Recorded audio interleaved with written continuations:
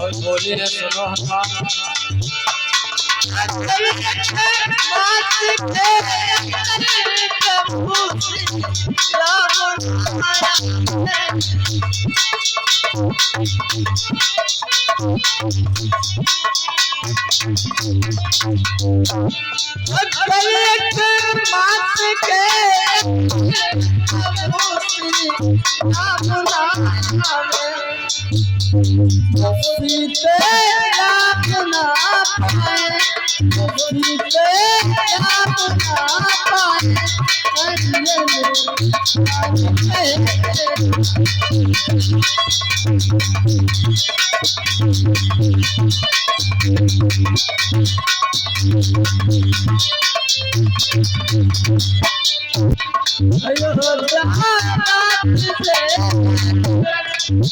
रानी जी बहुत ही जगह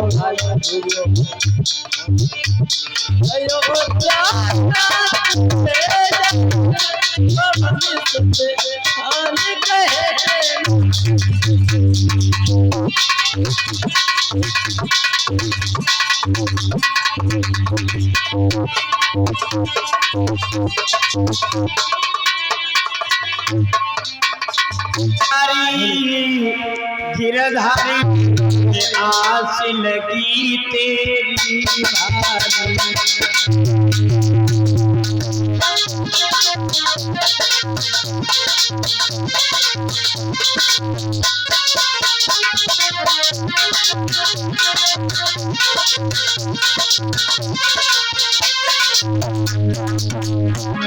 अरे बनवारी हाँ यहाँ बनवारी हाँ गिरधारी के मोहे आसे लगी तेरी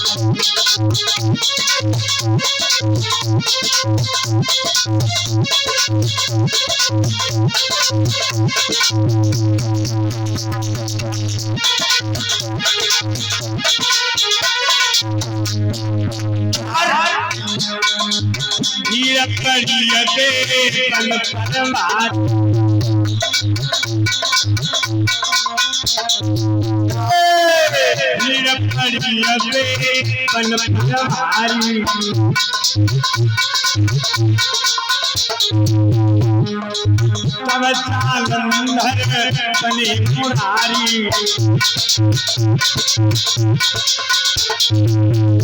सलिकी गंगा सीनारी सलिकी गंगा सिरनारी मोहे आसनती तेरी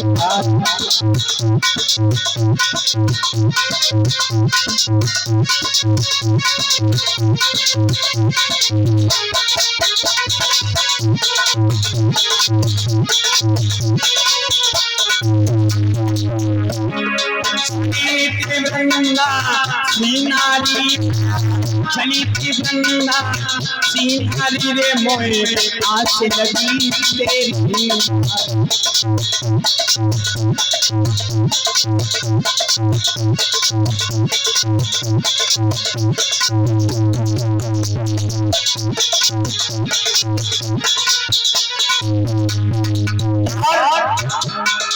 सखियन तेरे बंधन में पड़ी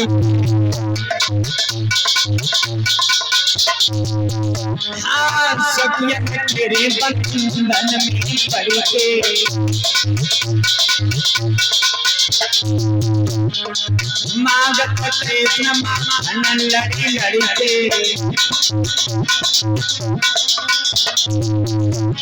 सखियन के मुँह से सुनी गाली सखियन के मुँह से सुनी गाली रे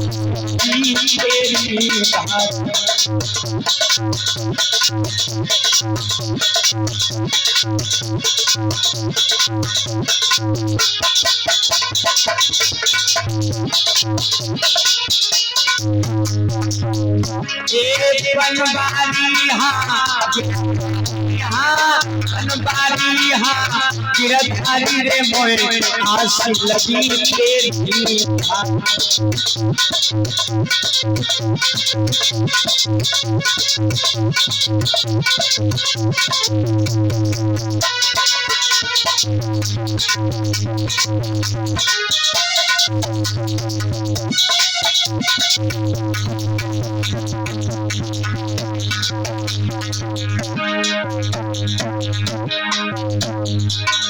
एक मात सरस्वती तोरे सुंदर मैया कंठरे बैठ जावा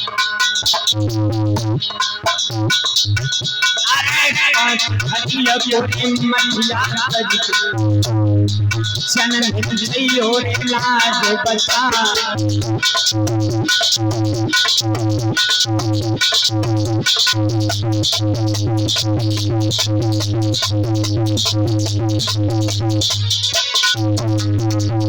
अरे हे हनुमंता के बिगड़ी बनता के जइयो रे बना अरे संकट के घोरे नाम रे चंद्र भाज गए थे प्रभु हीरा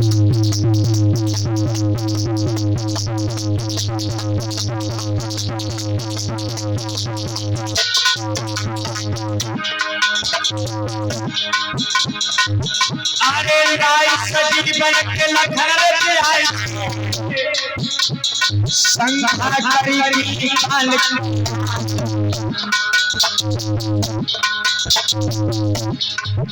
अरे कहे भरोसे मैया तुम्हारी रक्षा करो रे जति हनुमान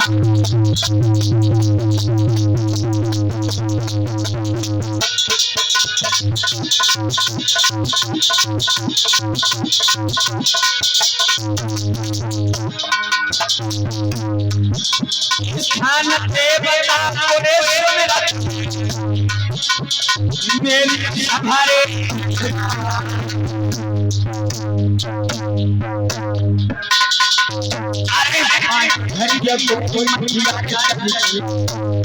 प्रभु की जय रे लाज बलका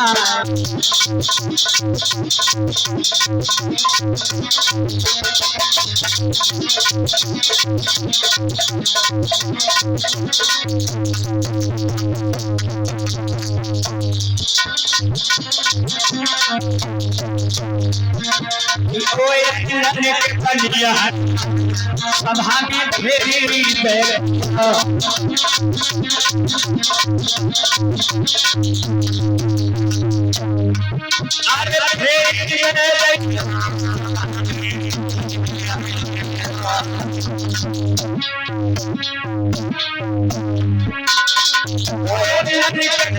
हनुमान सभा में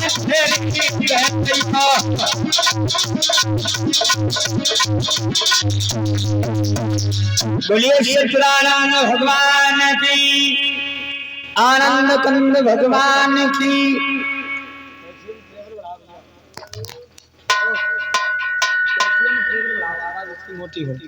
हेलो हेलो तो आए हुए हमारे इस धर्म पंडाल में कुछ खाए पी आए लगते हैं। चलो कोई बात नहीं, पर्दा के आड़ में कुछ भी करो, चलो कोई दिक्कत नहीं, कोई दिक्कत नहीं। तो आए हुए हमारे धर्म पंडाल में विद्युत मंडल के महान विद्वान सभी के समक्ष में नमन करते हुए परम श्रद्धेय सद्गुरुदेव जी के चरणों में बार बार वंदन अभिनंदन करते हुए पूज्यपात अपने माता पिता जी के चरणों में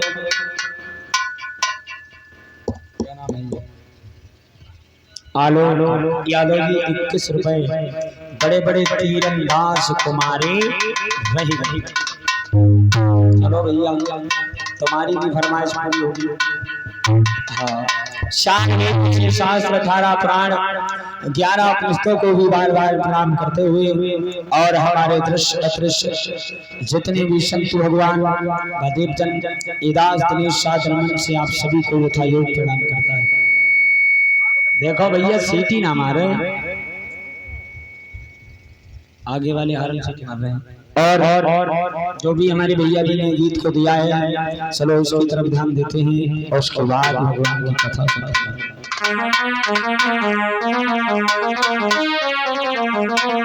खैर ये गीत हमने कभी सुनाया नहीं है, प्रयास करेंगे, ठीक है। इधर उधर हो जाए तो आप ये मत कहना उल्टा सीधा सुना दिया है। बड़े बड़े तीर अरे बड़े बड़े तीरंदाज कुमारे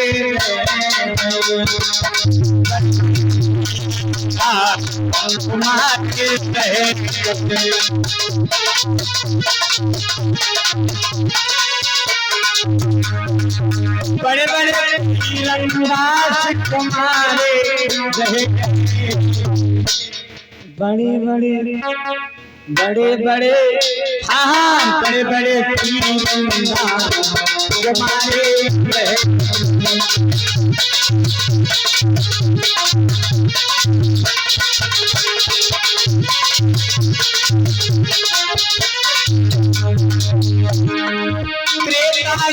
तुम सुनो कहानी नारद मुनि से हो गए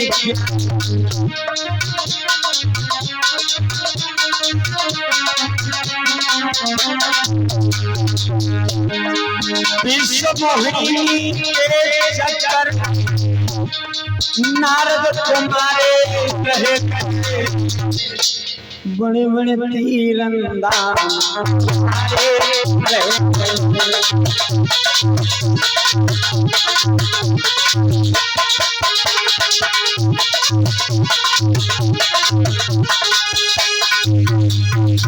ज्ञानंद कंद भगवान की तो आइए कथा में ही प्रवेश करते हैं, क्योंकि किसी कारणवश भगवान की कथा का विलंब हो चुका है, तो भगवान की कथा की ही तरफ ध्यान देते हैं।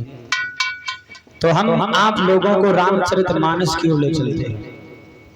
रामचरितमानस की ओर बाबा तुलसीदास जी रामचरितमानस में लिखते हैं और वो कहते हैं, आज हम आप लोगों को वन के बारे में बताएंगे। भगवान श्री राम ने वन में रहकर कौन कौन से चरित्र किए।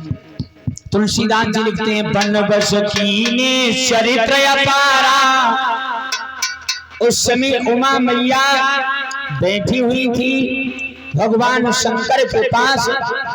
तो मैया ने कहा कि प्रभु आप हमें एक सवाल का उत्तर दो। पार्वती मैया ने मानस में 7 प्रश्न किए, जिसमें 6 प्रश्नों का जवाब तुलसीदास ने दिया है। 8वें प्रश्न का जवाब जो है महाराज जगदीश रामायण में मिलता है। बताया तो यहाँ तक जाता है, पार्वती मैया बैठी हैं तो उन्होंने कहा कि प्रभु हमें वन के विषय में बताओ। भगवान श्री राम ने वन में रहकर कौन कौन से चरित्र किए। तो वन बस कीने चरित्र अपारा, और कहो प्रभु पुण्य राम अवतारा। आप अब हमें ये बताओ भगवान श्री राम ने वन में रहकर कौन कौन से चरित्र किए। इधर भगवान श्री राम जो है विवाह हो जाता है। विवाह होने के बाद परशुराम का घमंड अभिमान दूर करने के बाद भगवान श्री राम घर में रहते हैं। 11 साल 7 महीना 7 दिन की आयु में भगवान श्री राम का वनवास हो जाता है। घर में रहने के बाद वनवास को त्याग करने के बाद भगवान श्री राम जंगल की तरफ चले गए। भगवान श्री राम अपनी माता पिता की आज्ञा को सिर धारण करने के बाद महाराज जंगल की तरफ चले हैं। तुलसीदास जी ने रामचरितमानस में लिखा है, तापस भेष विशेष उदासी, और 14 बरस राम वनवास। भगवान श्री राम वन को गए हैं, बल्कि इस चौपाई के अनुसार भक्तजनों भगवान श्री राम का नहीं, बल्कि सीता लक्ष्मण राम को तीनों को वनवास हुआ। अब आप लोग शंका करते होंगे भैया तीनों का कैसे हुआ, तो आप केवल चौपाई को समझें। चौपाई को समझें। तापस भेष विशेष उदासी, 14 वर्ष राम वनवासी। चौपाई कहती है तापस भेष, तपसी का भेष, विशेष शेष नाम के अवतारी कौन है महाराज? लक्ष्मण। क्या बात है, हमारे दादाजी के लिए तालियां। हाँ, मन होए तब लो जियो, आज मन की बात कही है तुमने। लक्ष्मण जी जो है शेष नाम के अवतारी हैं। और दासी आगे शब्द आया है, तापस भेष विशेष उदासी। दासी जो है महाराज पत्नी को भी बताया गया है। कार्य मंत्री करुणेश दासी, और भोजने सुमाता सैन्य। दासी पत्नी को बताया गया। तुलसीदास ने लिखा, तापस भेष विशेष उदासी, और 14 बरस राम वनवास। और शर्मा जी की तरफ से भगवान की पवित्र कथा में किस प्रदान होते प्रभु से कामना है, सद्बुद्धि प्रदान होती रहे, समाज का सम्मान प्राप्त होता रहे। तापस भेष विशेष उदासी, शेष नाम के अवतारी है लक्ष्मण, और दासी महाराज पत्नी को भी बताया जाता है। कार्य सुमंत्री करुणेश दासी, भोजने सुमाता सैन्य सुरक्षा। लिख दिया है, तापस भेष विशेष उदासी, 14 वर्ष राम वनवासी। भगवान श्री राम सीता लक्ष्मण तीनों को वनवास प्राप्त हुआ। और लेकिन एक बात आपको बताते चले, जिस समय भगवान श्री राम कौशल्या मैया के पास में गए। कौशल्या मैया के पास में गए तो दासी ने मना किया कि ऐसा करो, मना कर दो, अपने पुत्रों से वो वन को ना जाए, वो वन को ना जाए।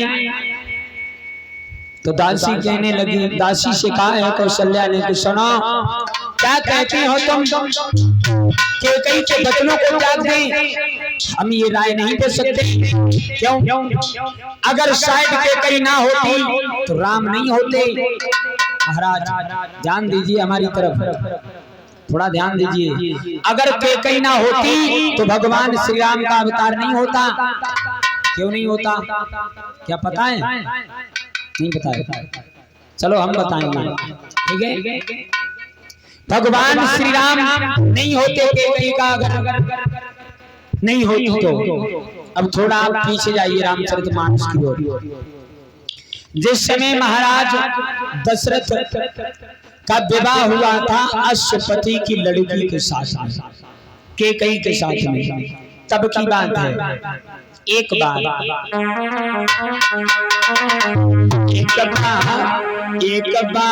भूपति मन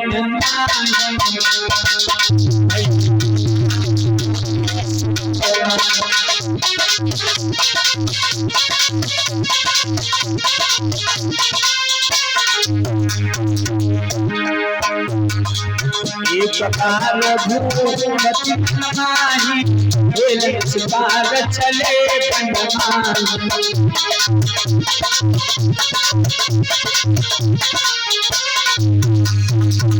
एक बार महाराज दशरथ शिकार खेलने के लिए जंगल को चले हैं। उधर जब जंगल में शिकार खेलने के लिए चले हैं तो महाराज रास्ता में कैकेयी से भेंट हुई। कैकेयी से भेंट हुई तो कैकेयी को देखकर महाराज दशरथ बोले, आप कहां से आई हो और इस वन में अकेली क्या करती हो? बोले, सुनो, मैं अश्वपति की लड़की हूँ, मेरा नाम कैकेयी है और मैं शिकार खेलने के लिए आई हूँ। क्या? हाँ, एक बात कहना चाहते हैं सुंदरी। बोले, क्या? हमने तुमको देखा है ना, जब से तुमको देखा है तो हमारे हृदय में कुछ ना कुछ होने सा लगा है। तुम ऐसा करो, हमारे साथ विवाह करो। बोले, क्या? हाँ, विवाह? हाँ। कैकेयी बोली, महाराज विवाह तो तुम्हारे साथ कर सकते हैं, लेकिन है। बोले, क्या? हम तुम्हारे साथ विवाह तो जरूर कर सकते हैं, लेकिन परमात्मा हम ऐसे नहीं कर सकते। बोले, कैसे? बोली, सुनो, कि जो कहे हमारे पिता अगर तुमको मैं मिल पाऊंगी,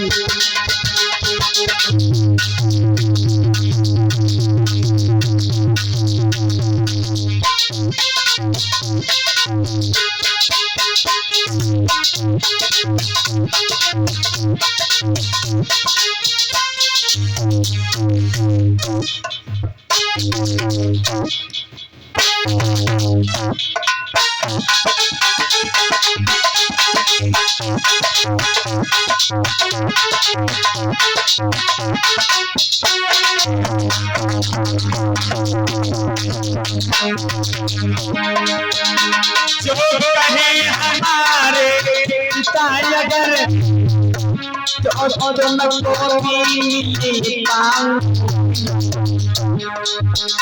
और चलियो साथ आकर उनसे सलाम लाऊं।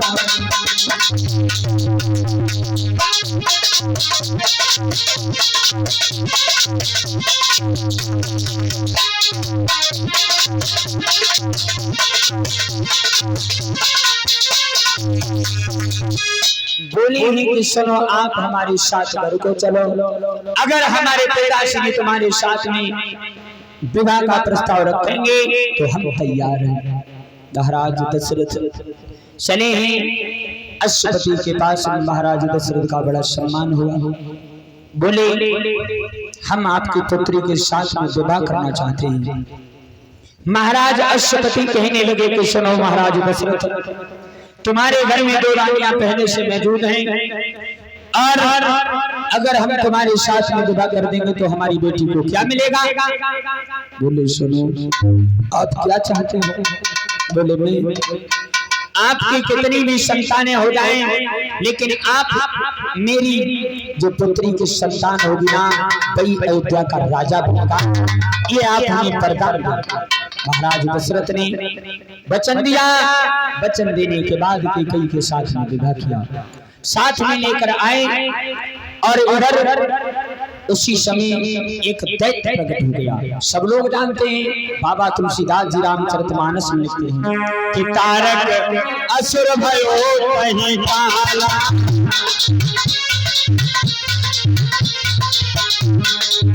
तारक असुर हुआ कहीं पाला,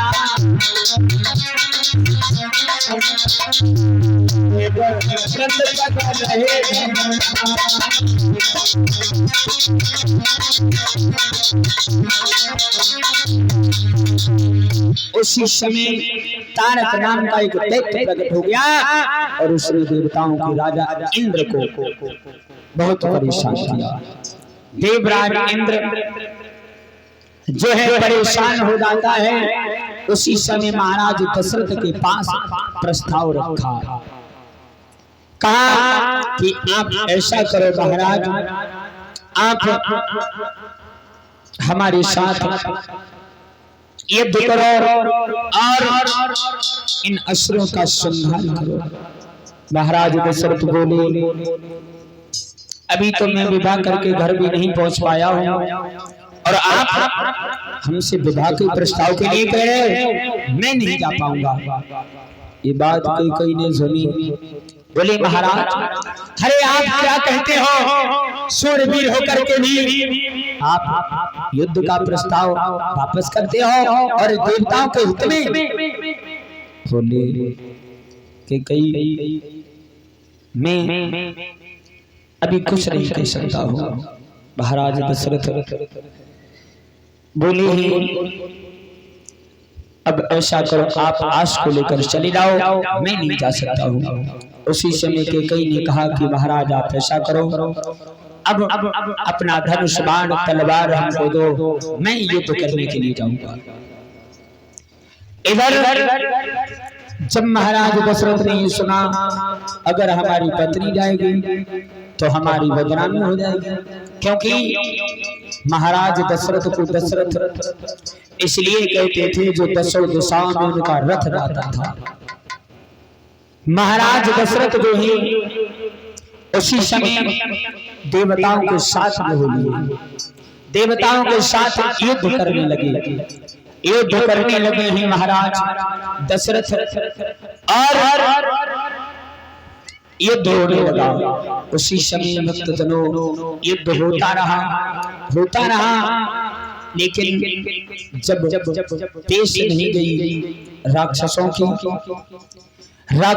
जब पेश नहीं आती है तो राक्षसों ने एक ऐसा बाण मारा जो बाण जाकर महाराज के दशरथ रथ था, उस रथ के कील में जाकर लगा, कील निकल जाती है रथ की। जैसे ही महाराज दशरथ की रथ की कील निकली है उसी समय कैकेयी ने देखा और कि हो अब तो हमें लग रहा है हमारे पतिदेव समरभूमि को यहीं पर प्राणांत हो जाएगा। उसी समय कैकेयी ने एक श्राप को याद किया, अपनी उंगली को रथ के पहिया में डाल दिया। शंका की बात है महाराज, बहुत भैया आप लोग हंस रहे हो, क्या बात है? काफी देर से दादा देख रहे हैं।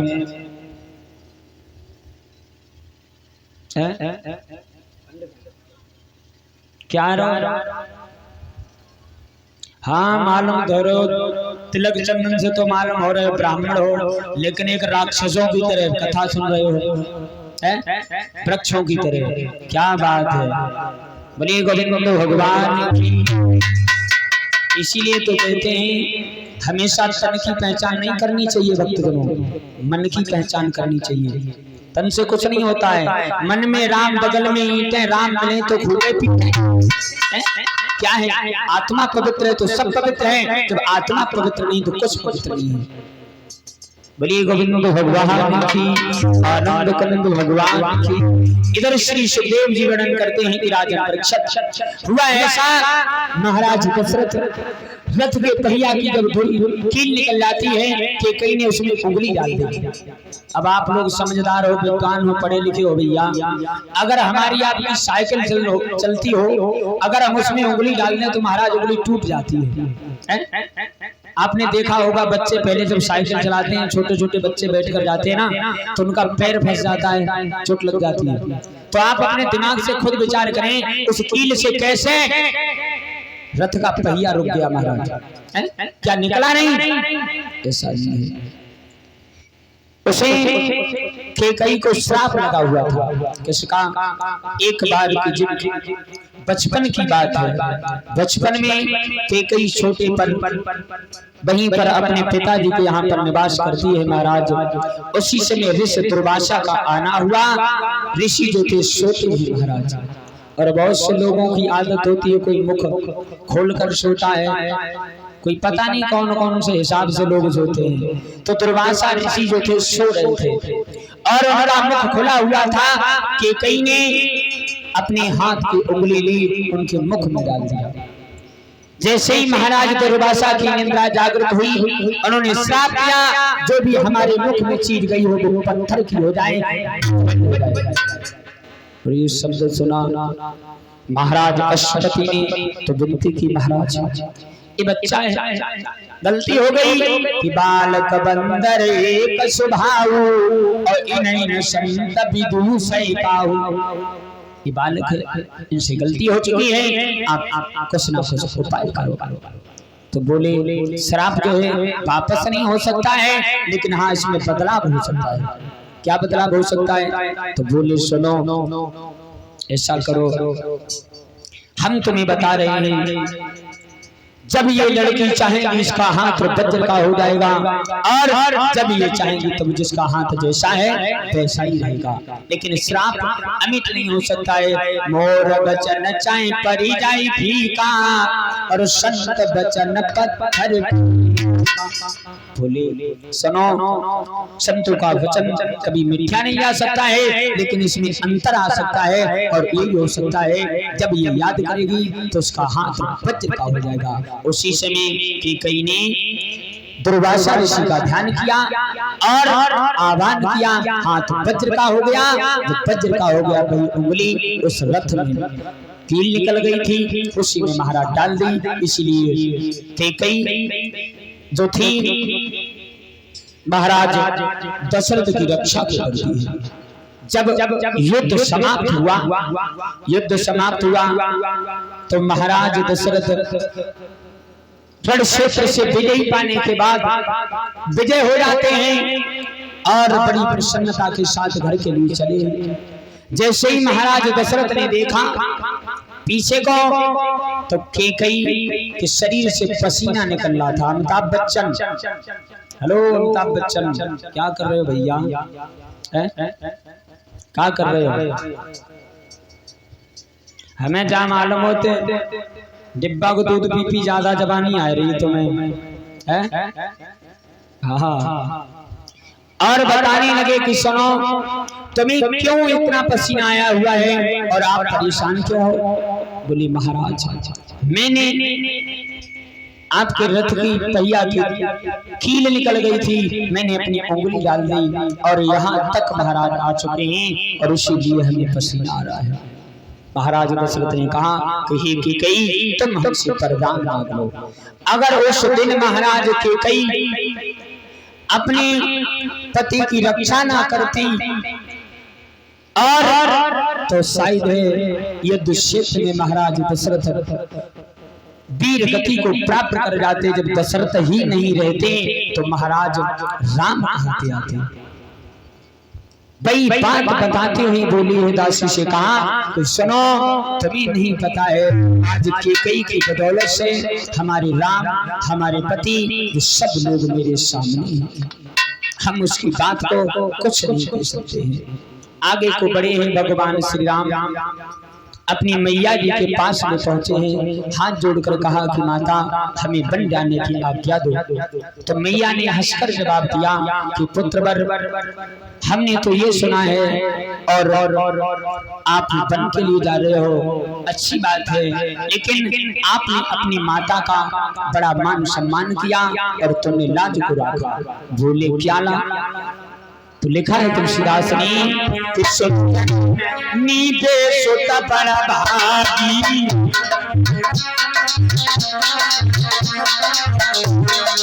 सुन नीदे सोता बड़ा भागी, जो बेटो मात नया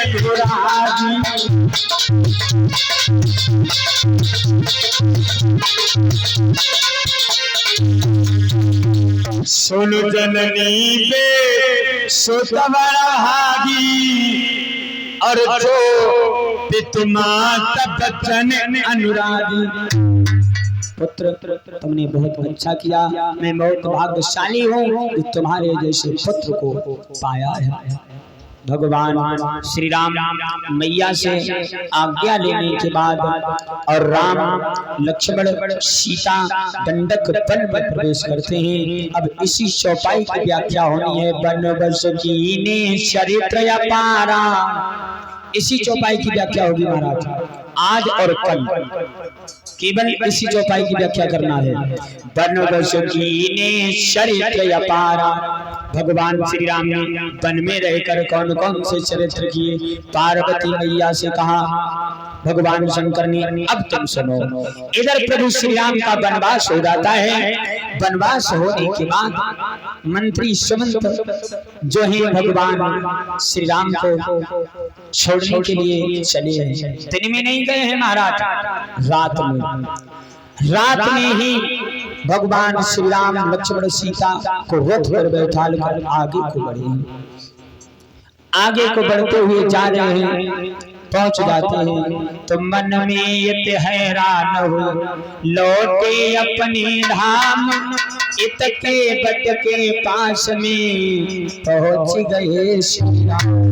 मंत्री सुमंत आगे को बढ़ते हुए जा रहे थे और रोते हुए चिल्लाते हुए वापस घर के लिए चले आते हैं। भगवान श्री राम जंगल की तरफ बढ़ते हुए गंगा जी के पास में पहुंच जाते हैं। जब गंगा जी के पास में पहुंचे हैं भगवान श्री राम और श्री राम लखन सीता मैया आज्ञा पित कोई सिरधारी है, तपसी बनकर तीनों प्राणी वनवास की नीति आई।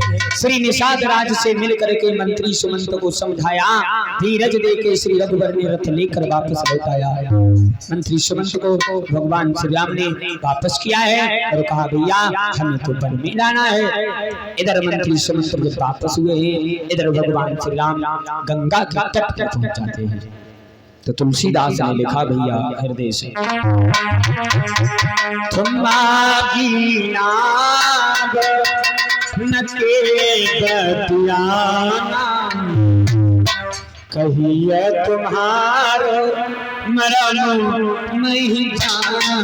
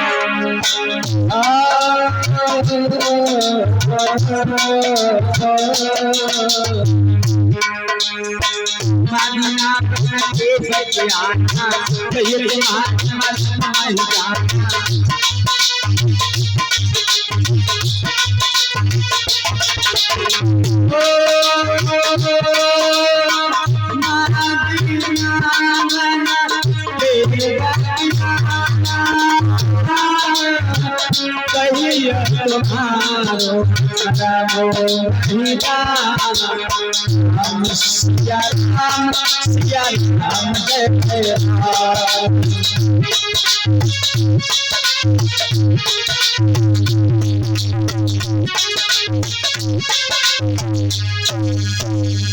तुलसीदास जी लिखते हैं मांगी नागन केवल बयाना और कहिए तुम्हारो मरम नहीं जाना। तुलसीदास जी लिखते हैं मांगी नाग, भगवान श्री राम ने नाग नहीं मांगी लेकिन के बता दिया।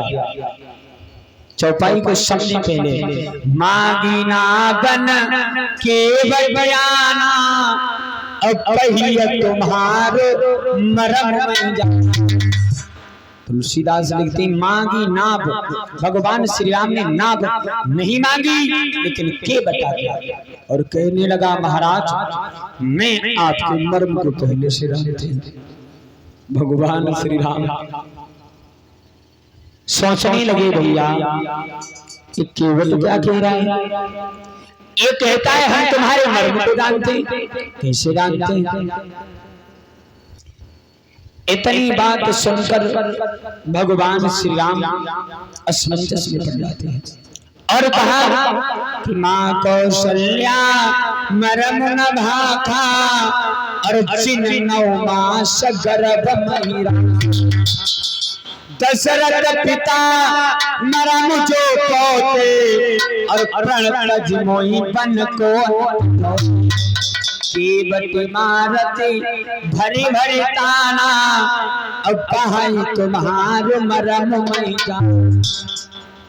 भगवान श्री राम बोले लक्ष्मण से भैया ये कहता है मरम को जानते, लेकिन केवट ने इतनी बात कहने के बाद केवट जो था सोचने लगा और विचार करने लगा ये नाव का भी उद्धार होना है। ये नाव क्या थी लिखा है केवट मन ही मन में सोचता है कि जगदरे को है ना होना जो चित्र के तो लड़की है।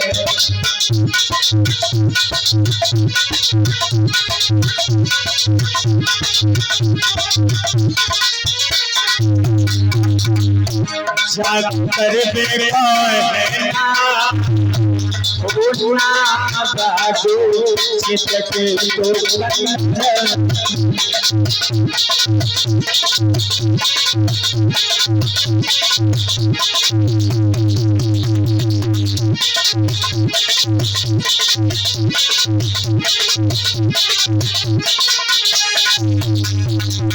केवट विचार करने लगा ये नाव चित्रकेतु नाम के गंधर्व की है। चित्रकेतु गंधर्व कौन है भैया? चित्रकेतु गंधर्व था। चित्रकेतु गंधर्व एक दाकर के समय बिताता था।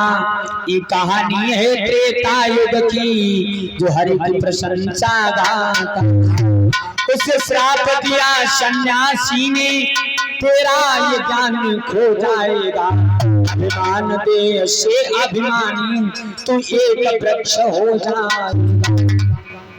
इस शब्द सुना गंधर्व बोला महाराज अगर हमें श्राप लग जाएगा तो मेरा उद्धार कैसे होगा? और श्राप किसने दिया? जगदीश रामायण में प्रमाण मिलता है।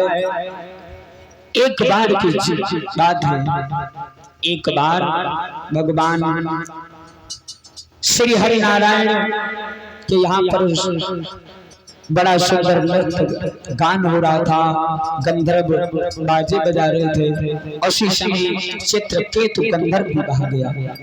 चित्रकेतु गंधर्व वहां पर भगवान की प्रशंसा गाता है। लेकिन उसी समय दुर्वासा ऋषि का आगमन हुआ।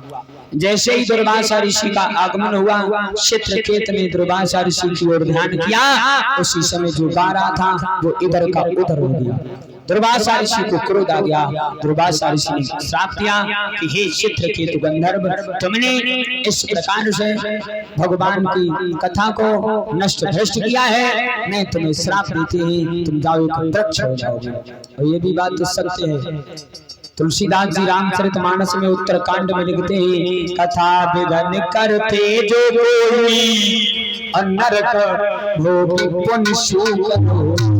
जो लोग भगवान की कथा को न सुनते और इधर उधर की बातों को कहते हैं और उनकी बात को विश्वास नहीं करते, जो लोग भगवान की कथा में सत्संग में भगवान के नाम में विघान खड़ा करते हैं, वो नरक भोगने के बाद शूकर का शरीर प्राप्त होता है। इधर वही बात याद करने लगा, लेकिन भैया चलो नाव तो चित्र केतु गंधर्व की थी, लेकिन ये केवट कौन था? केवट कौन था? राधे श्याम जी अपनी रामायण में लिखते हैं,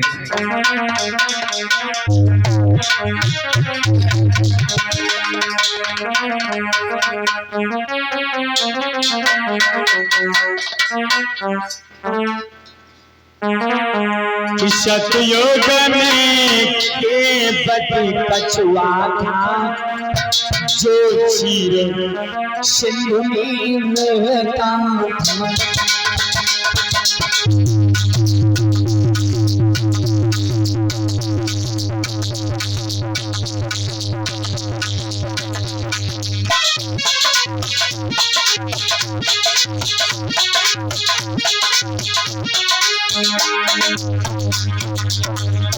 सतयुग में केवट कछुआ जो चीर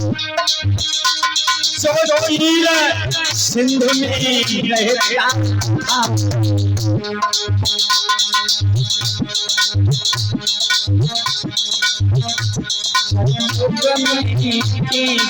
कछुआ जो चीर सिंधु में रहता था।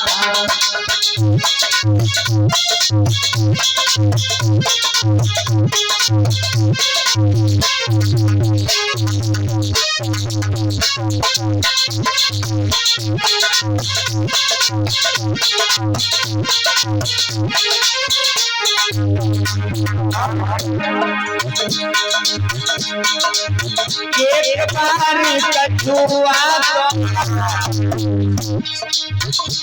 अपने में धीरज लेकर चला ये सोच समझ लगी, हम चरण छुएंगे श्री हरि के।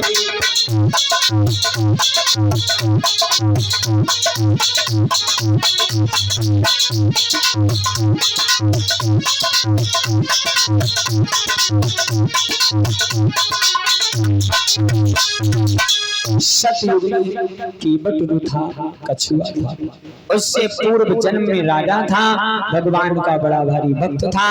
उसके बाद ये कछुआ आकर बनाया। प्रसाद परीक्षित जी, प्रसाद आपसे कह रहे हैं, क्या नाम है दादा? क्या नाम है?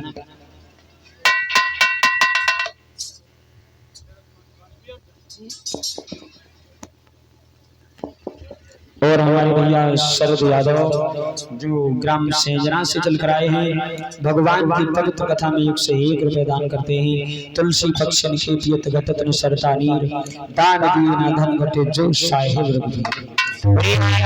भगवान की और उधर हुआ सतयुग में केवट जो था, कछुआ था, भगवान का बड़ा भारी भक्त था। एक दिन कछुआ के मन में, हृदय में एक बात, उसने सोचा क्यों ना आज भगवान के दर्शन किए जाए। तो दर्शन के लिए कछुआ जो था महाराज चला। दर्शन के लिए जैसे ही चला है, आगे को बढ़ता हुआ जा रहा है, जैसे ही शेषनाग की सैया पर चढ़ने लगा, लेकिन हुआ ऐसा वक्त जनों, शेषनाग ने फुसकार मार दी, कछुआ जमीन पे आकर गिर गया और शेषनाग की फुसकार से कछुआ सिसकने लगा, रोने लगा। भैया क्या बात है। और सुन्नी लाल प्रधान जी बाजपुर अलमापुर, गरीब प्रधान, हाँ गरीब प्रधान, क्या बात है, बैठ जाओ। प्रसाद दे दीजिए ना, बैठ जाओ। हाँ बिल्कुल, प्रसाद दे लीजिए। भाई कछुआ जब दौड़ा है, याद करता हूँ भगवान को, रोने लगा है।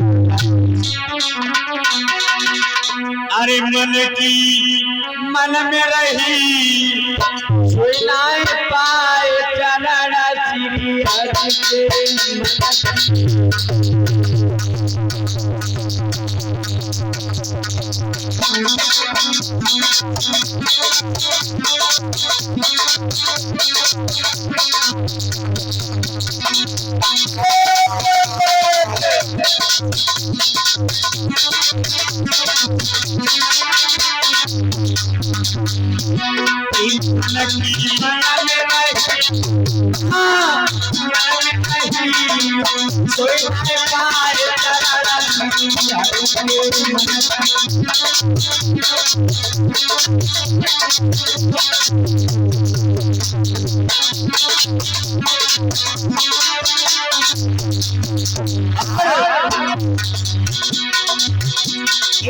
हरि आगे तो बढ़ने लगा है,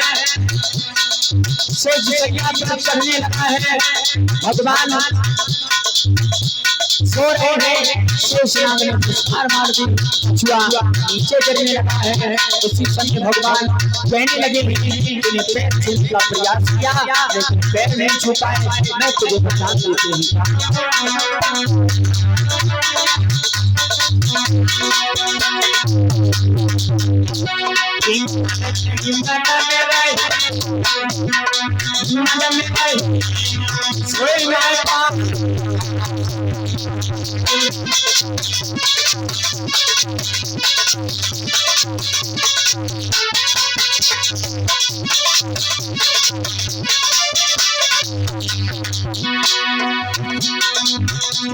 बनते तालु कमाही केवट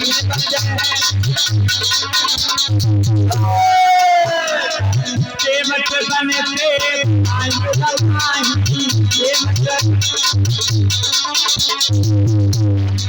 बन के राम आए तेरे आही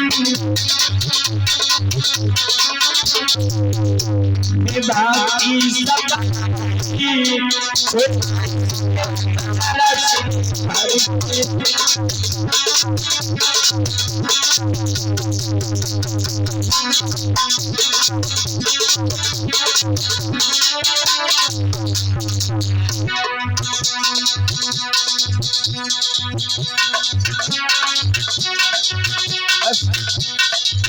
और कुछ मन की मन में रही न सके चरण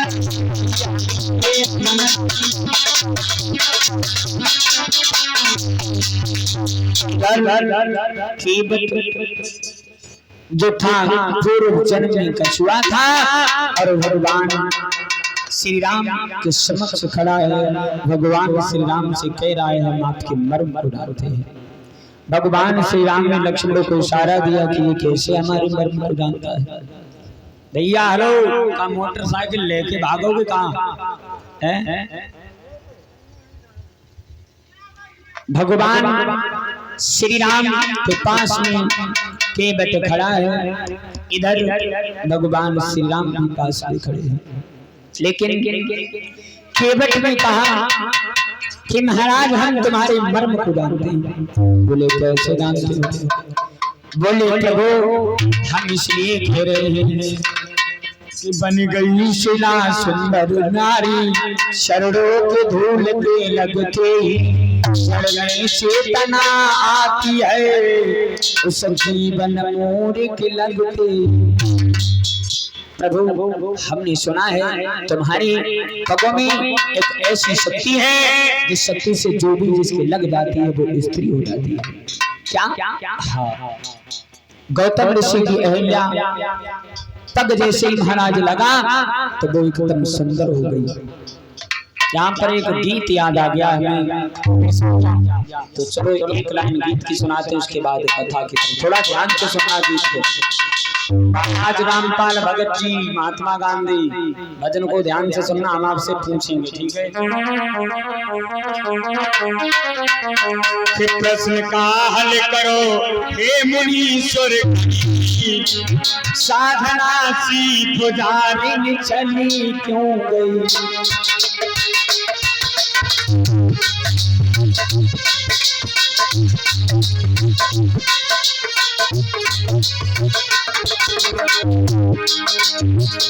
प्रेम का हल करो है मुनीश्वर, साधना सी पुजारी चली अहिल्या सती की हुई अहिल्या सती की हुई जिसको गौतम से ज्ञानी ने समझा,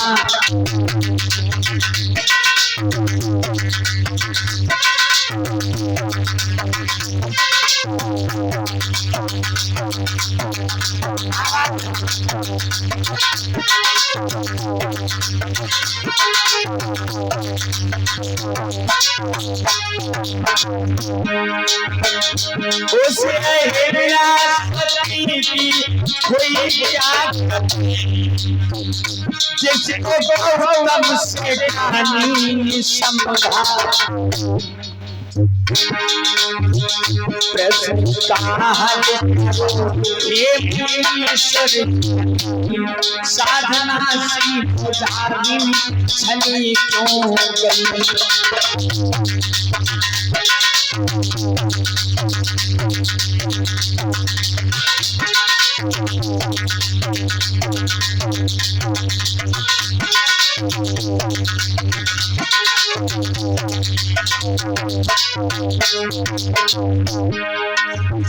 ब्रह्म शक्ति लगी मारे लक्ष्मण,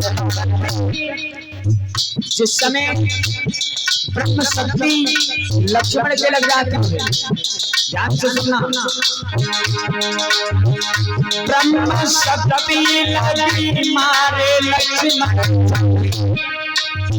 शीश घोटन पे धर राम रो। जब अहिल्या को मुक्ति मिली पामुस, जब अहिल्या को मुक्ति मिली पामुस,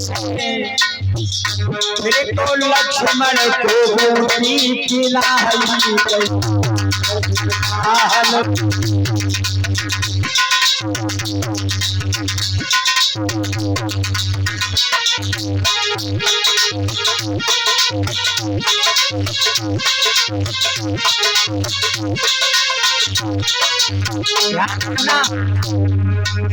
जिस समय लक्ष्मण जी के ब्रह्म शक्ति लग जाती है तो भगवान श्री राम रोने लगे, रुदन करने लगे, लेकिन और जब अहिल्या को चरणों से मुक्ति प्राप्त हो सकती है महाराज, तो लक्ष्मण को मुक्ति क्यों मिलाई?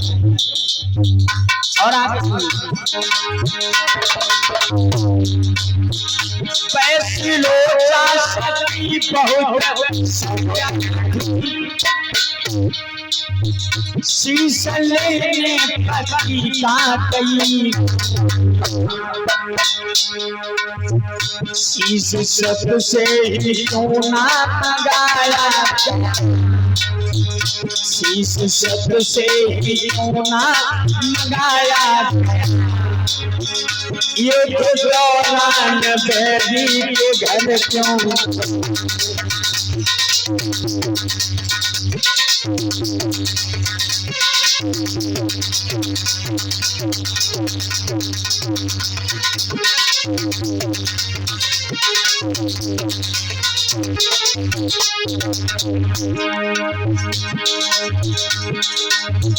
बैसी लोचा सती बहुत शोभा, शीश लेने पति का गई, शीश सत से सोना मंगाया, शीश सत से ही क्यों ना मंगाया, युद्ध दौरान बैरी के घर क्यों।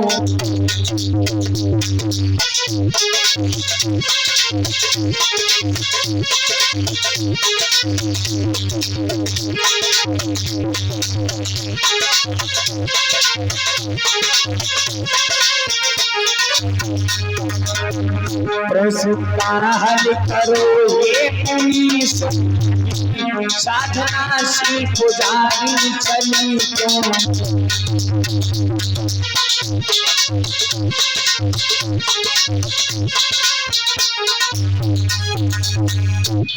बताइए महाराज, नहीं बता पाओगे, हमें मालूम है, फिर सुनाते हैं। प्रश्न का हल करो हे मुनीश्वर कभी, साधना सी पुजारिन चली क्यों गई।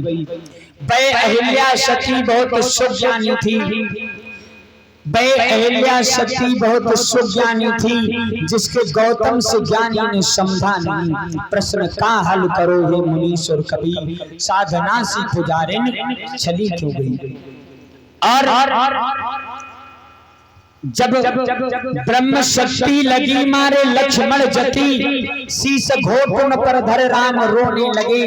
जब अहिल्या को मुक्ति मिली पाम से, जब अहिल्या को मुक्ति मिली पाम से, फिर क्यों लक्ष्मण को बूटी लाई गई।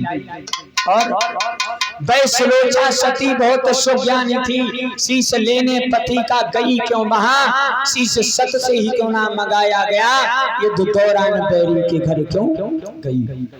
तीन प्रश्न है महाराज, तीन प्रश्न है यहाँ पर। अगर हम तीन प्रश्न का वर्णन करेंगे तो महाराज कथा पट जाएगी। अगर एक आध प्रश्न पूछना चाहते हो तो अभी बता देंगे, और नहीं इन तीनों प्रश्नों के जवाब कल दिन की मीटिंग में हम आपको देंगे। बताओ महाराज। हमें महाराज कम सुनाते क्योंकि चारों ओर साउंड लगे। कल चलो, और हम पूछेंगे आप दोनों लोगों से, आपसे आपसे, ठीक है। ऐसे बैठ रहा मानो गम के मारे हैं, सीधे बैठो। जे तो हमारे दादा ऐसे बैठे जैसे ना सत्य के ऊपर लोग गमला लगाओ करते हैं, सो समझ लो। एक चुटकुला याद आएगा छोटो, तो चलो देखते हैं, उसके बाद भगवान की कथा की तरफ। क्यों इस लाइन में हमारे गोविंद सिंह भैया खैर राजा हैं, हाँ इसलिए। तो सुनो, एक नदी के किनारे गांव था, नदी किनारे एक गांव जिसमें गंगा राम जी रहते थे, और 20 बीघा मक्का बोई गई, बोई मक्का बचाया करते थे।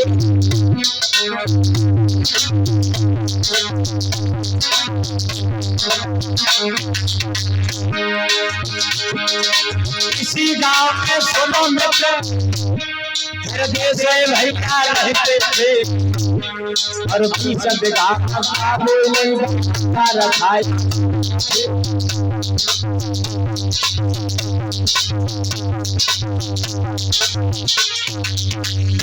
एक गांव का जिक्र, नदी के किनारे गांव था, और उस गांव में गंगा राम रहते थे, और उन्होंने 20 बीघा मक्का बोई रहा और उसी को रखाया करते थे। अब महाराज ने मचेना डाल लो रहा है, मचेना जानते हो तुम्हारे ते मचेना को जाते, हमारे क्षेत्र में टाण काट लोग। गंगाराम नाई है, हाँ हाँ हाँ नहीं रहा, तो आप जानो बुला के लाओ।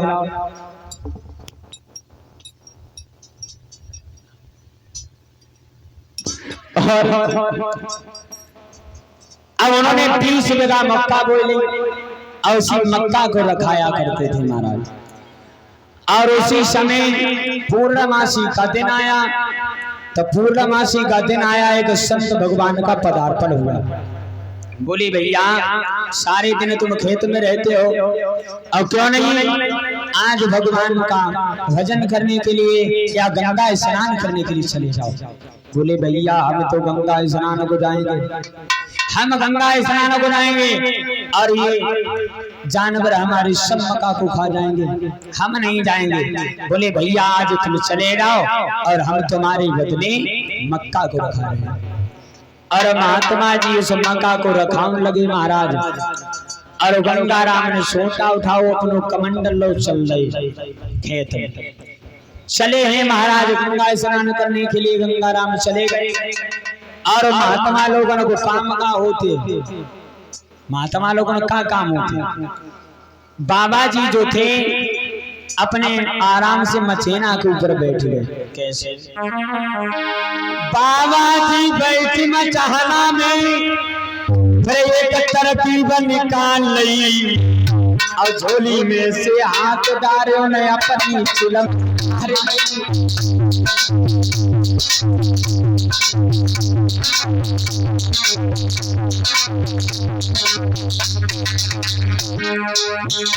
हमने देखो यहाँ पे लोग खूब दम मारते महाराज। लगाओ दम मिटाओ दम दम। बाबा जी बैठ मचान अपनी तरकीब निकाल नहीं तो झोरी में तो हाथ डारियों ने अपनी फिल्म मारे नहीं।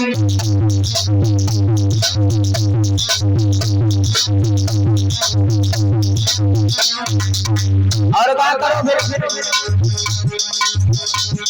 उन्होंने फिल्म निकाली और धीरे से महाराज उनकी भूति अब पारो पारो का हो रहा है सुनता। हाँ तो भूत रहा है महाराज मिलाए लोगों का सिस्टम की तरह ताई से तो सुना रहे हैं। और निकालने के बाद चिलम में भरो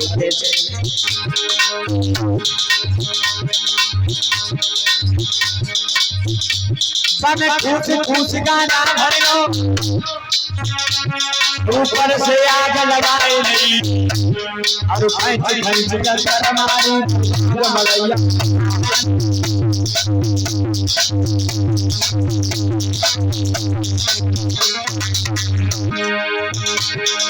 ठूस का नाम ऊपर से आग लगाए नहीं और खंच कर मारी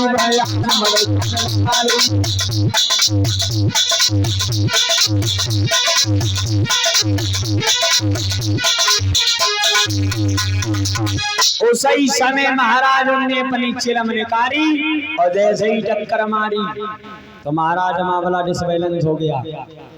आग लग गई मचाना में, आग लग गई मचाना में। बाबा जी ने करियो ना पाए, राम नाम सत्य हो गया।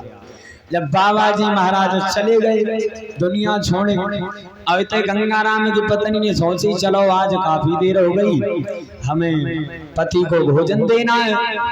भैया आए हैं तो जैसे ही मचाना के पास आई तो देखो मचाना सब गायब, उनके थोड़े से पाए दिखाते रहे नेक अद जना। अब भी गंगा राम की पत्नी रोन लगी और कहने लगी अपना मर गए सुख मिटाए गए और हमसे कही गए हैया रे और जब सब धाम का बोई तुम माता रखैया रे।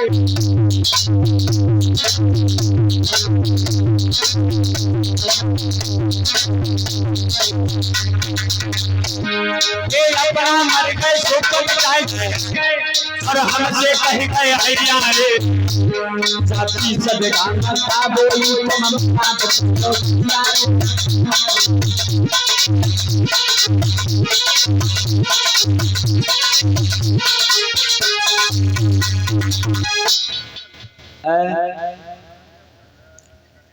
अच्छा बैठ लो। तो हम इतने पैसा वाले कहाँ हैं, हम कटोरा लेकर भीख मांग रहे हैं। अच्छा तो लटे आदमी बाद मारे कोई ना बैठ जाओ है? हाँ बैठ जाओ। क्या कहें तो हम तो चिल्लाइए रहे हाँ, इधर श्री सुखदेव जी वर्णन करते हैं कि राजा परीक्षित और हुआ है ऐसा। इधर जो है महाराज सुखदेव जी को कथा, सुखदेव जी कथा सुनाते हुए उत्तरानंदन परीक्षित को बताने लगे कि सुनो। उसी समय केवट कहने लगा, प्रभु आप क्या कहते हो? इस पैर में हमने तो ये सुना है कोई जादू है, और अगर महाराज हमारी नाव पे आपने कदम रखा, नाव से अगर कहीं स्त्री बन गई तो हैरानी हो जाएगी, परेशानी हो जाएगी। भगवान श्री राम कहने लगे, सुनो, नाव से कभी स्त्री नहीं बन सकती है। बोले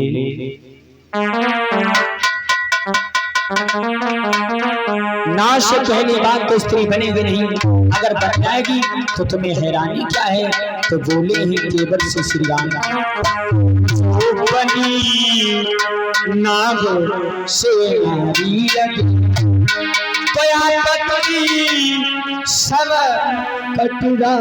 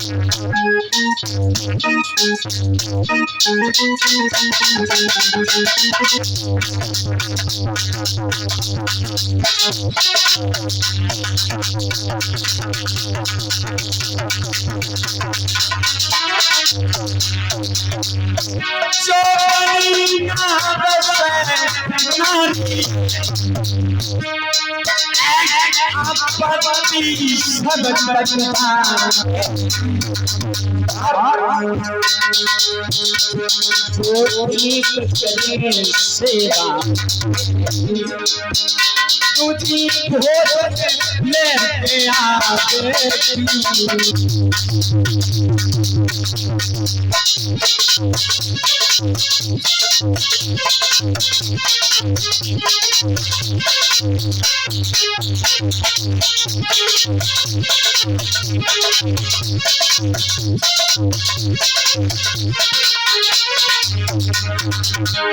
इधर भगवान श्री राम कहने लगे, भैया केवट नाम से पहले बात तो तुम बनेगी नहीं, अगर बन जाएगी क्या है? बोले महाराज अगर स्त्री बन जाएगी तो आपको तो कोई परेशानी नहीं है, लेकिन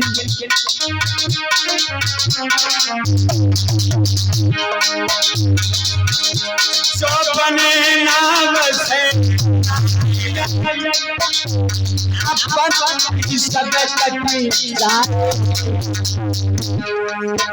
एक करे से बात तुझको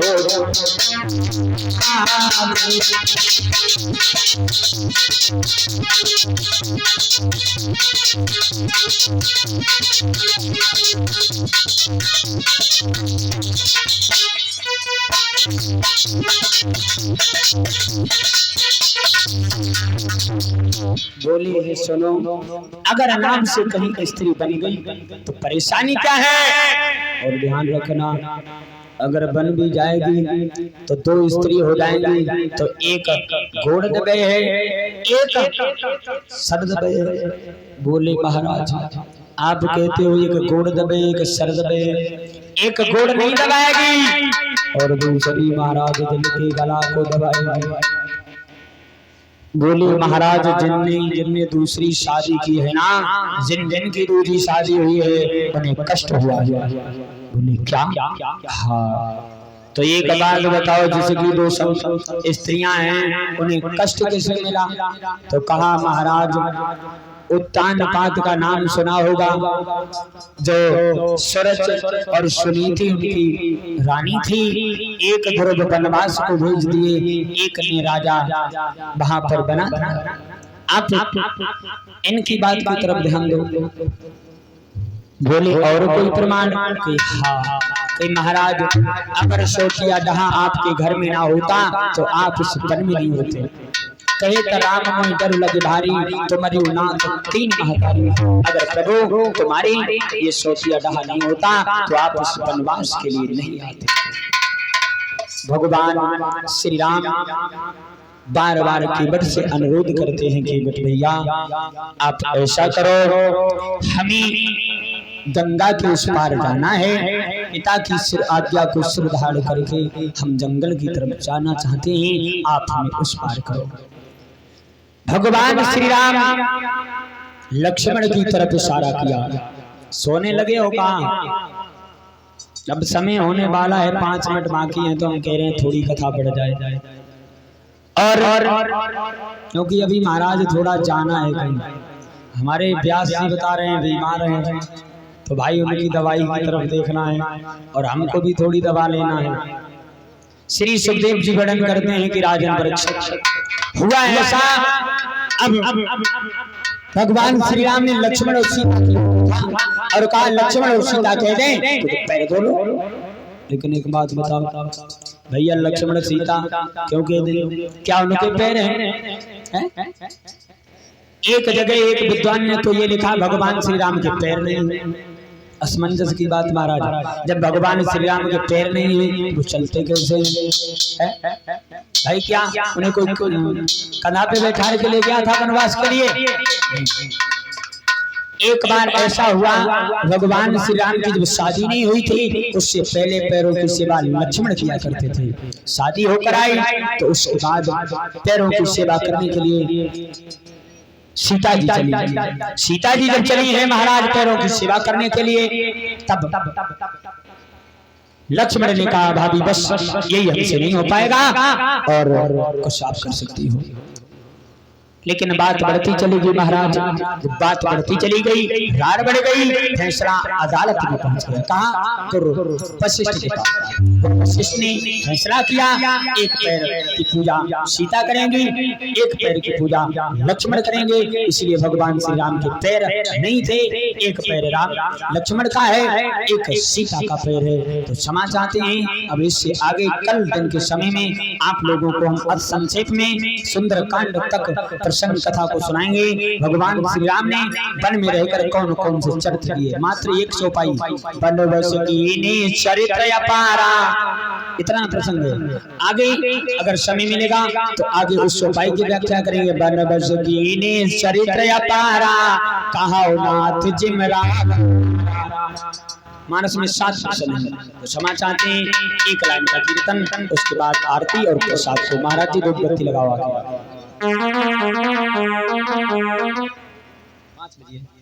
5 बजे महाराज दवाई लेने जाने हैं, फिर आप बताओ और सुनाएं। चलो कोई दिक्कत नहीं, बैठ जाओ बैठ जाओ। इधर हुआ ऐसा जिस समय भगवान श्री राम ने कहा कि आप ऐसा करो, अगर सीता और लक्ष्मण कहने तो आप पैर पे धो लो। भगवान श्री राम ने राम और सीता से इशारा दिया तो भगवान श्री राम ने कहा कि आप कह दो। उसी समय लक्ष्मण और सीता ने इशारा दिया कि हाँ पैर को धो लो। उसी समय महाराज केवट गंगा जी में गया। गंगा जी में जाने के बाद कठौता में चल जाया। कठौती में क्यों नहीं लाया? इसलिए कहीं कठौता से लड़की बन गई तो ब्याह और करवे पड़े है। भगवान श्री राम के पैर धोने के लिए जब कठौता में चल लाया महाराज, तो गंगा जी ने सोचा कि देखो भगवान आज हमारे ऊपर से निकल कर जाएंगे, केवट का भाग्य क्या है, और हमको भी भगवान के चरणों का संबोधन लेना चाहिए। मछली का वेश धारण करके उसी कठौता में गंगा मैया आ जाती हैं और इधर महाराज केवट भगवान श्री राम के पैर धोने लगा है। पैर धोते धोते काफी समय बीत जाता है तो भगवान श्री राम कहने लगे केवट भैया आप को बहुत समय हो चुका है, हम एक पैर से खड़े हैं, हमें कष्ट हो रहा है, तुम इतना विलंब क्यों कर रहे हो? ऐसा करो भैया हमें वन को जाना है, आप अतिशीघ्र जल्दी करें। भगवान श्री राम के चरणों को धोने के बाद कीबट ने अपने परिवारी जनों को वो प्रसाद भगवान का चरणोदक दिया। क्या जो केवट का भाग था, जो महाराज संतों के ब्राह्मणों के दर्शन करने में बरसें बीत जाती थी, वो भगवान की चेहरा सूरत भी नजर में नहीं आता।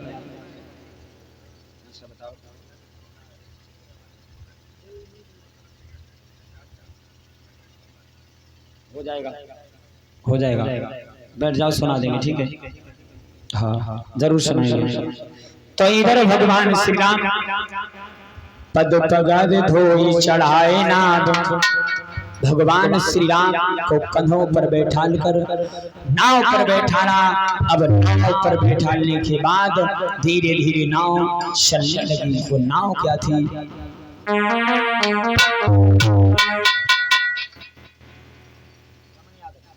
और हमारे भैया रमन यादव जी की तरफ से भगवान की पवित्र कथा में 21 रुपए दान होते हैं। अब धीरे धीरे अब जाने लगी है, केवट गुनगुनाने लगा है भैया।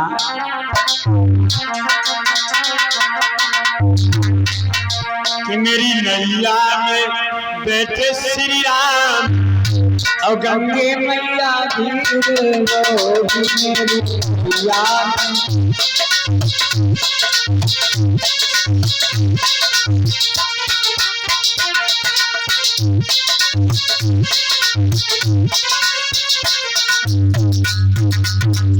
मेरी नैया में बैठे श्री राम गंगे मैया धीरे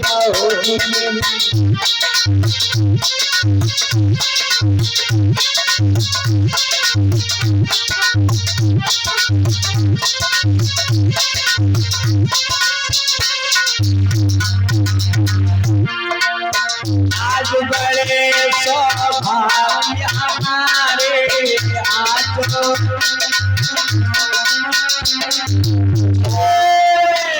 आज बड़े सौभाग्य हमारे,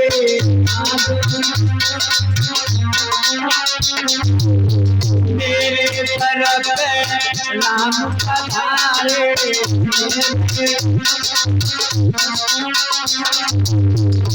मेरे गंगे मैया धीरे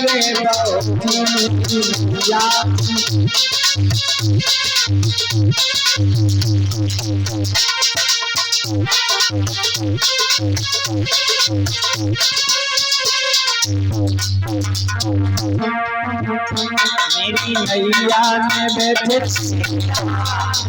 गंगे मैया धीरे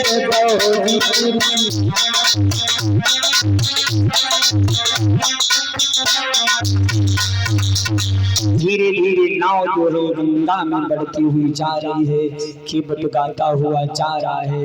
लेकिन भक्त जनों इधर जैसे ही सुना है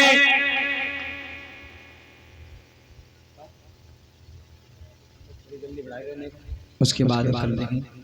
और जैसे ही गंगा को पार करने के हेतु में भगवान श्री राम आगे को बढ़े ही गंगा के उस पार पहुंच जाते हैं। तो पियसी अजान नारी मन मुदरी मन मुदित उतारी, पिया के मन की भाषा को जान लिया। और पियसी जान हारी मन मुदरी मन मुदित उतारी। अब आप लोग इसी चौपाई से आगे कथा दिन की पवित्र बेला में श्रवण करेंगे। भगवान श्री राम ने वन में रहकर कौन कौन से चर्चा को निर्माण किया, और हम आपको कल समय मिला तो ये भी बताएंगे सुंदर कांड को महाराज ने तुलसीदास ने चौपाई से क्यों लिखा। सोरठा से लिखते, दुआ से लिखते, छंद से लिखते, लेकिन सुंदर कांड को महाराज चौपाइयों से क्यों लिखा, इस चीज की व्याख्या कल हम करेंगे। तब तक एक लाइन का कीर्तन, उसके बाद भगवान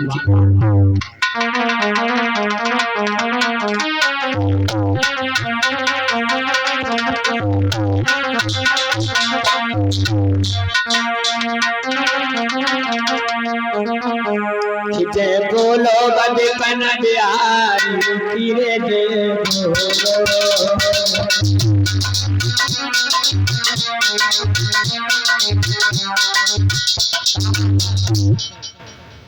तो ऐसे काहे बैठे, हमू बैठे।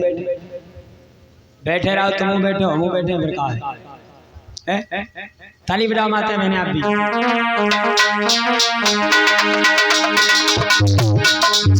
बोलो कितना प्यार गिरे गए,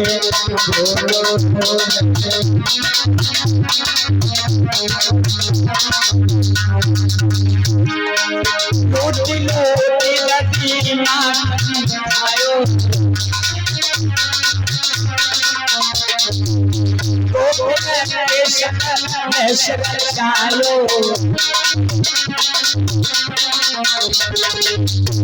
वाली कन्या नहीं है। आप लोग आ जाओ बहनों, आप लोग हाथ लगा लो।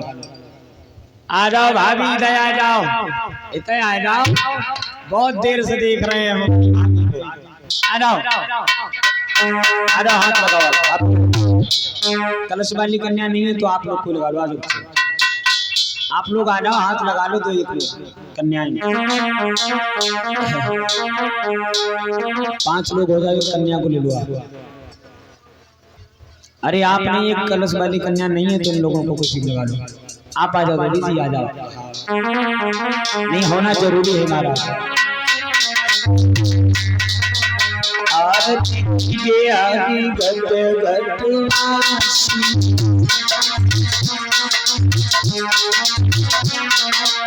श्री सच्चिदानंद सुपराशि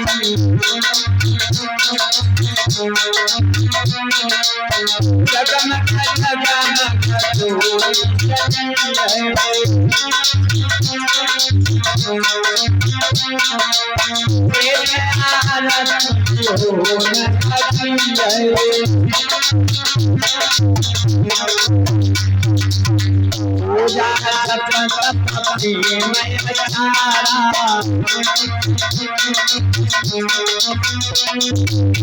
नहीं जानते बचोदास तुम्हारा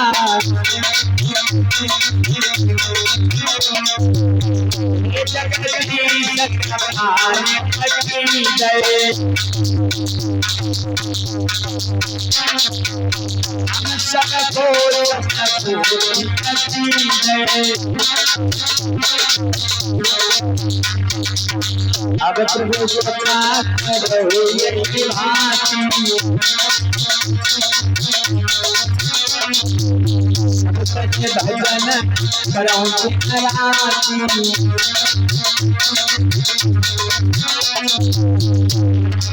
सुन से बड़ा दुख न गया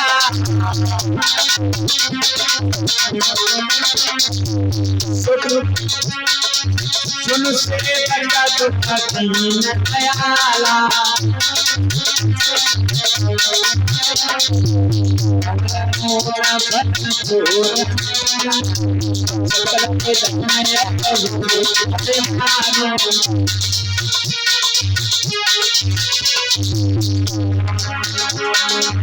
आरती तेरे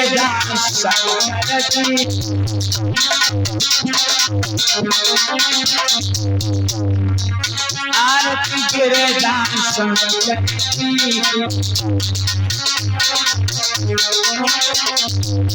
आरती श्री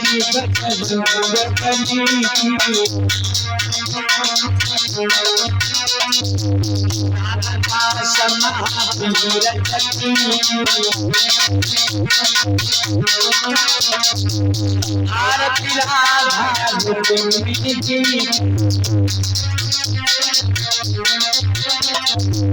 एक में झमेला करती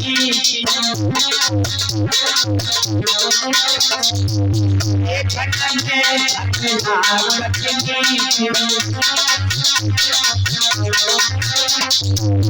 आरती माता की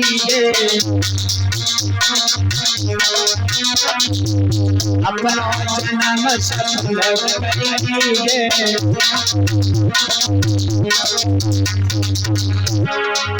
आरती भयार बाबा की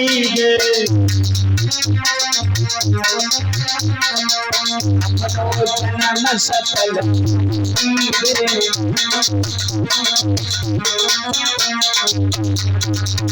आरती स्थान पे जोगी दे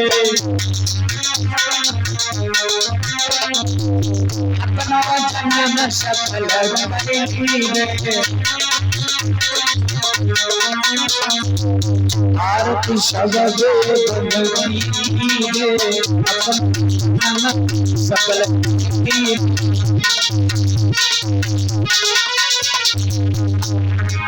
आरती हरि श्री भगवत वासी सच्चिदानंद सुखरासी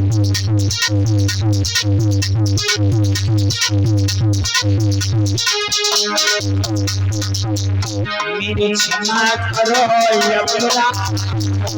अपना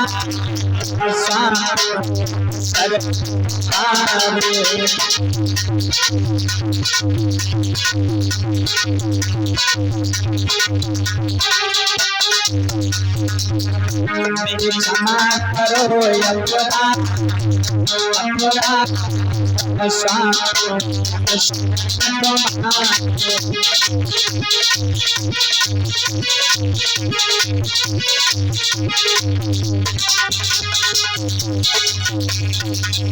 आनंद कंद भगवान की, गोविंद भगवान की।